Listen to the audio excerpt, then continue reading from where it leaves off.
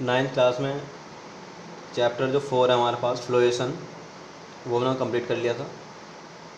और जो आपका हाफ ईयरली है उसमें आपके जो चैप्टर 3 है 4 है ये आएंगे, ठीक है। और ये हमारे पास चैप्टर 5 हम पढ़ रहे हैं, तो उसका आप रिवीजन करते रहेंगे और इस चैप्टर को करने के बाद हम भी उसका रिवीजन करेंगे। तो ये हमारे पास चैप्टर है वर्क एंड एनर्जी। इसका मीन्स क्या होता है, यहाँ पर हमारे पास वर्ड होता है एक वर्क। जनरली जो फॉर्मूला होता है हमारे पास वर्क का, या जो वर्क होता है हमारे पास, वो डिपेंड करता है फोर्स पर। यानी कि अगर आप किसी बॉडी पे कोई फोर्स अप्लाइड कर रहे हैं और बॉडी को आप डिस्प्लेस कर रहे हैं, सपोज़ आपकी कोई बॉडी यहाँ रखी हुई थी, तो आपने इसके ऊपर कोई फोर्स अप्लाई किया और फोर्स अप्लाइड करने से बॉडी में कोई डिस्प्लेसमेंट आ गया एस, और बॉडी की पोजीशन चेंज हो गई। बॉडी हमारे पास एस डिस्टेंस कवर करने के बाद अपनी सेकंड पोजीशन में यहाँ आ गई, तो इसे बोलते हैं हम कि बॉडी पे हमने क्या करा, वर्क किया, ठीक है। तो किसी भी बॉडी की पोजीशन को चेंज करना फोर्स द्वारा और उसमें डिस्प्लेसमेंट प्रोड्यूस हो सके तभी वर्क बोला जाएगा। अगर आप बॉडी पर फोर्स अप्लाई कर रहे हैं और बॉडी रेस्ट में ही बनी हुई है तो हम उसे वर्क नहीं बोलेंगे, ठीक है। तो वर्क के लिए हमारे पास मैथमेटिकली ऐसे कह सकते हैं हम कि जो वर्क होगा वो फोर्स और फोर्स की डायरेक्शन में कितना आपने डिस्प्लेसमेंट किया है, इसको क्या बोलेंगे आप, वर्क डन बोलेंगे। तो किसी भी बॉडी द्वारा करा गया वर्क डन बॉडी पर अप्लाइड किए गए फोर्स और उस बॉडी में प्रोड्यूस हुए डिस्प्लेसमेंट की प्रोडक्ट के इक्वल होता है, ठीक है। क्या रहेगा हमारे पास, ऐसे कह सकते हैं जो हमारे पास वर्क डन होगा, ठीक है, वर्क डन, ठीक है, by a body is equal to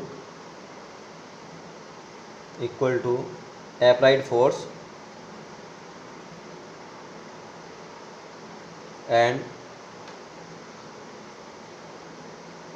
force and produce displacement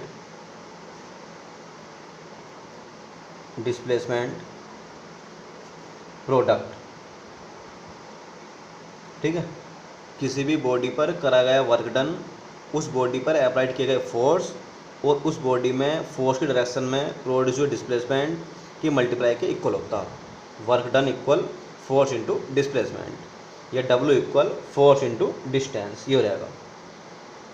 कई बार हमें एंगल भी गिवन होता है क्वेश्चन में, ठीक है। वैसे यहाँ एंगल का हम करने का नहीं है, वो 11th में आता, लेकिन अगर आपको एंगल गिवन है तो फॉर्मूला होता है आपका इस टाइप से, एफ एस कोस थीटा, या ट्रिग्नोमेट्रिक फंक्शन होते हैं साइन थीटा कोस थीटा।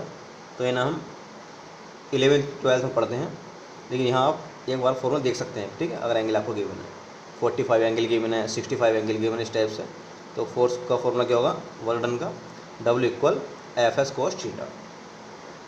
जो वर्क डन होती है वो आपकी स्केलर क्वांटिटी होती है, स्केलर क्वांटिटी है, और यूनिट होती है हमारे पास इसकी न्यूटन, फोर्स की रहेगी न्यूटन और डिस्प्लेसमेंट की रहेगी मीटर, तो न्यूटन मीटर। और एक अदर यूनिट होती है इसकी जूल, ठीक है, जूल भी होती है इसकी यूनिट वर्क, ठीक। तो किसी भी बॉडी पर अप्लाइड किया गया फोर्स और उस बॉडी द्वारा कवर किया गया डिस्प्लेसमेंट, ठीक है, फोर्स अप्लाई करने पर उनकी जो प्रोडक्ट होगी उसे हम क्या बोलेंगे, वर्क डन बोलेंगे, ठीक है, वर्क डन। और जनरली वर्क डन जो होता है हमारे पास एक टाइप से एनर्जी की ही फॉर्म है ना, एनर्जी जितनी होगी उतना वर्क डन होगा, ऐसा होगा। लेकिन कंडीशन है कि डिस्प्लेसमेंट प्रोड्यूस होना जरूरी है बॉडी में फोर्स अप्लाई करने के बाद। आपकी दीवारों फोर्स लगा जा रहे हैं और दीवार वहीं की वहीं है, तो इसका मतलब यह है कि वहाँ आप वर्क डन नहीं कर रहे हैं, डिस्प्लेसमेंट होना ज़रूरी है, ठीक है, ये ध्यान रखेंगे आप। और कभी भी अगर हमारे पास डिस्प्लेसमेंट भी उस साइड ही है, फोर्स भी उसी डायरेक्शन में है, तब तो वर्क डन होगा पॉजिटिव, ठीक है। और अगर आपका फोर्स है अलग डायरेक्शन में, डिस्प्लेसमेंट अपोजिट डायरेक्शन में आ रहा है, तो उस टाइम होगा निगेटिव वर्क डन, ठीक है। तो जैसा मान लीजिए आपको कोई स्प्रिंग है, तो स्प्रिंग को आप दबा रहे हैं और स्प्रिंग बाहर की ओर आ रही है बाद में, ठीक है, तो वो क्या हो रहा है हमारे पास, आप फोर्स कहाँ की अप्लाई कर रहे हैं, डिस्प्लेसमेंट अपोजिट डायरेक्शन में आ रहा है, तो उस टाइम होगा निगेटिव फोर्स। और आपने कोई एक हमारे पास बॉक्स रखा हुआ है उसे उठाएगा आप लेके 5 मीटर चलाकर, तो इसका मतलब है कि वो उसी डायरेक्शन में है, ठीक है, तो उसमें क्या होगा, वो पॉजिटिव वर्क डन होगा। अगर कोई बॉडी परपेंडिकुलर रखी हुई है किसी बॉडी के, ठीक है, तो उस टाइम क्या होगा, हमारे पास वर्क डन 0 होगा, ठीक है, ये आप याद रखेंगे, जो वर्क डन होगा कितना होगा, 0। तो निगेटिव वर्क डन कब होगा, जब फोर्स में और डिस्प्लेसमेंट में डायरेक्शन अपोजिट होगी, दोनों की अलग अलग डायरेक्शन है। और पॉजिटिव वर्क डन कब होगा, मैक्सिमम जब दोनों की डायरेक्शन सेम है, ठीक है, हम फोर्स भी उसी डायरेक्शन में लगा रहे हैं और बॉडी में डिस्प्लेसमेंट भी उसी डायरेक्शन में आ रहा है, तो उसको बोलते हैं हम पॉजिटिव वर्क डन, ठीक, ये आपको याद रखना है।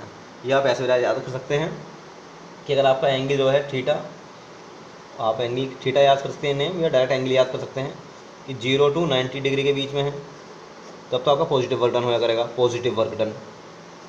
और अगर आपका एंगल 90 to 180 के बीच में है, तो आपका हो करेगा वहाँ पर निगेटिव वर्क डन, ठीक है, ये आपको याद रखना है।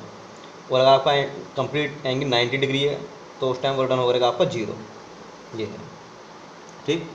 किसी भी बॉडी में अगर आपका डिस्प्लेसमेंट परपेंडिकुलर है फोर्स के, तो एंगल कितना होगा, वहाँ 0 होगा, वो वर्क डन 0 होगा।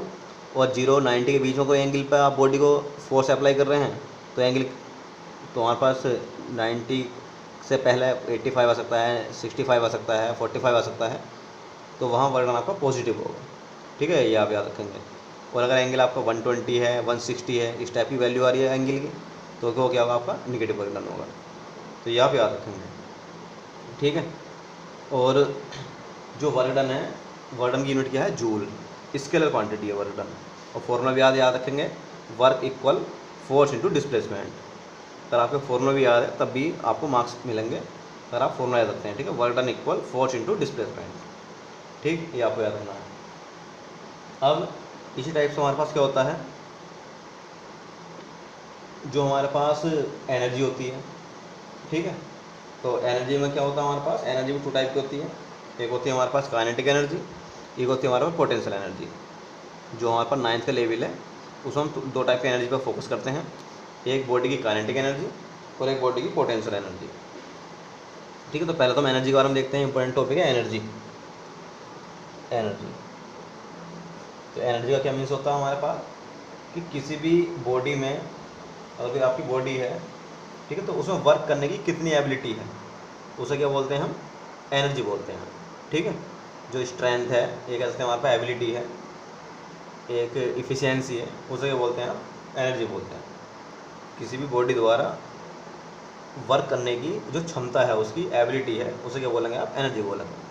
भाई अगर आप पढ़ रहे हैं, तो आपकी अपनी एक इफ़िशियंसी है कि आप 3 घंटे पढ़ सकते हैं लगातार, 4 घंटे पढ़ सकते हैं आप लगातार बिना थकान के, तो वो क्या है, आपका वो एनर्जी है कि बिना थके आप वर्क कर रहे हैं, वो आपकी क्षमता है, इफ़िशियंसी है, एबिलिटी है वर्क करने की, तो इसको क्या बोलेंगे, आप एनर्जी बोलेंगे, ठीक है। और एनर्जी के बहुत सारे टाइप होते हैं, लाइट एनर्जी है, केमिकल एनर्जी है, साउंड एनर्जी है, ठीक है, मैकेनिकल एनर्जी है, मैग्नेटिक एनर्जी है, न्यूक्लियर एनर्जी है, टाइप बहुत सारे हो सकते हैं एनर्जी के, ठीक है। और एनर्जी कंजर्व है, ऐसा नहीं है कि आप एनर्जी को नया बना लेंगे या बेकार कर देंगे एकदम। ऐसा हो सकता है कि आप एनर्जी को ट्रांसफ़र कर सकते हैं, एक एनर्जी को दूसरी एनर्जी में बदल सकते हैं, ऐसा हो सकता है। जैसे कि आप मान लीजिए जनरेटर है, तो जनरेटर में क्या होता है, उसमें आप कोई पेट्रोलियम का या डीजल का यूज़ कर रहे हैं, तो वो एनर्जी है हमारे पास, ठीक है, जो आपको उसमें एनर्जी मिल रही है, मैकेनिकल वर्क कर रहे हैं आप जनरेटर द्वारा, और क्या फिर आपको मिल रहा है, इलेक्ट्रिसिटी मिल रही है, तो वहाँ मैकेनिकल एनर्जी आपकी इलेक्ट्रिकल एनर्जी बदली जा रही है। आजकल सोलर कुकर, सोलर सेल चल रहे हैं, तो उनमें क्या हो रहा है, सन की लाइट आ रही है, यानी कि लाइट एनर्जी है, और किस चीज़ में बदल लिया है, वो इलेक्ट्रिसिटी में बदल लिया है, इलेक्ट्रिक एनर्जी बदल लिया है, ऐसा होगा। तो एनर्जी का मीन्स आप लिख सकते हैं, जो एनर्जी होती है हमारे पास, ठीक है ना, एबिलिटी टू डू वर्क, ठीक है ना, ऑफ ए बॉडी, किसी भी बॉडी द्वारा जो हमारे पास वर्क करने की एबिलिटी है, उसको क्या बोलेंगे आप, एनर्जी। यूनिट इसकी भी जूल होती है, एनर्जी की भी जूल, या न्यूटन मीटर भी कह सकते हैं, लेकिन जूल ज़्यादा याद रखेंगे आप, ठीक है ना। और जो इसकी अदर यूनिट होती है CGS, वो होती है अर्ग, ठीक है, ERG, अर्ग भी होती है हमारे पास की, ये होती है आपकी यूनिट कैसी, CGS यूनिट होती है, ठीक। तो एनर्जी के बहुत सारे टाइप हैं। सन की अगर एनर्जी आ रही है तो लाइट एनर्जी है, इलेक्ट्रिक अगर एनर्जी आ रही है तो इलेक्ट्रिसिटी वाली एनर्जी है वो, मैग्नेट से एनर्जी बना रहे हैं आप, मैग्नेटिक एनर्जी है, न्यूक्लियस से आप एनर्जी ले रहे हो तो न्यूक्लियर एनर्जी है। तो बहुत सारे टाइप है उसके एनर्जी के। तो आप एनर्जी के बारे में और वर्क डन के बारे में आप देख लेंगे, बाकी नेक्स्ट वीडियो में देखेंगे।